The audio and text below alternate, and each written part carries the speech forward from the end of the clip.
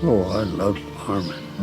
Look down at the auger, the grain going in, and I looked in the mirror and see the corn or beans coming up into the tank. I just love it. The world of agriculture today is not the same as it used to be, with the focus shifted from small-town farmers to mass monoculture production to meet the food demands of a growing population. No longer is the focus on cultivating and caring for the land. Now the main objective is how to exploit the land to make the most crop for the least amount of time, energy, and money. The price of this new objective is biodiversity loss, which you will come to know is more costly and detrimental to production than missing a season or even a whole year's worth of production. So, why does losing biodiversity cost us? By reducing a plant's immunity to disease, making crops more vulnerable to emergent pests, and depleting the soil of nutrients, the loss of biodiversity in agriculture creates a threat to human food security across the globe. Biodiversity loss depletes soil of nutrients. Planting the same crop over and over for many growing seasons does not allow the soil enough time to replenish the nutrients that crops need. This results in poor soil quality that is used to grow crops in the next season. According to Nutrition Central, the amount of minerals of fruits and vegetables grown in the U.S. between 1941 and 1990 are all significantly lower than before. Vegetables contain 46% less calcium, 27% less iron, 59% less zinc, and many more deficiencies. Not only does biodiversity loss reduce the yield of our crops, but it also reduces their quality.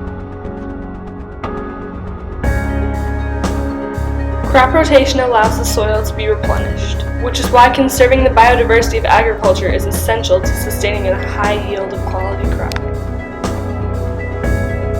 Although many farmers feel that using a season to grow a crop that is not in high demand is not an optimal use of their resources and time, they do not realize how planting the crop in high demand over continuous growing seasons will actually produce a lower yield of sellable product. Well, I'm Steve. This is my wife, Becky Camp, and we farm down at La Crosse for, this is the third generation on this particular piece of ground. Cycles if we could.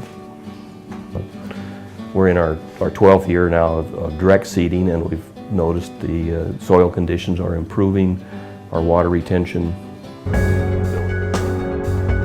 The loss of biodiversity results in the emergence of more pests, those that feed on and destroy a crop's yield.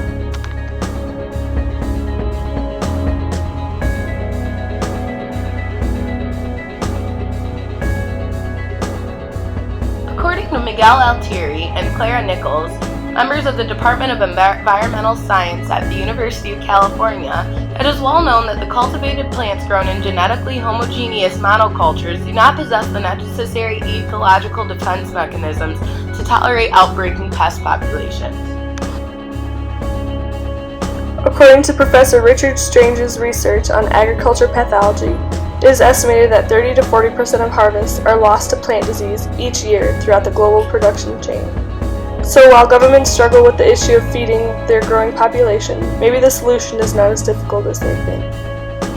This is just one other reason why biodiversity needs to be protected. Not only does growing monoculture crops deplete the soil of nutrients, it also offers the crops little chance of survival against natural pests and the diseases spread through these pests. Clearing more land to compensate for low crop yields makes matters worse. While many farmers argue that it takes time and money to implement crop rotation, there's a large payoff in doing so. There is already a global concern for soil quality and the agricultural success in the coming years. We are currently losing 12 to 17 million acres of land per year due to the degradation of soil quality from human interaction with the environment. The overuse of agricultural land, like overfarming and overtilling, has depleted many of the nutrient-rich farmlands across the globe. Implementing crop rotation is an effective and cost-efficient means of preserving biodiversity while also producing a larger, higher-quality product that can feed more people and keep food prices low. An increasing crop biodiversity also offers plants protection against both pests and diseases, increasing the chance of the crop's survival.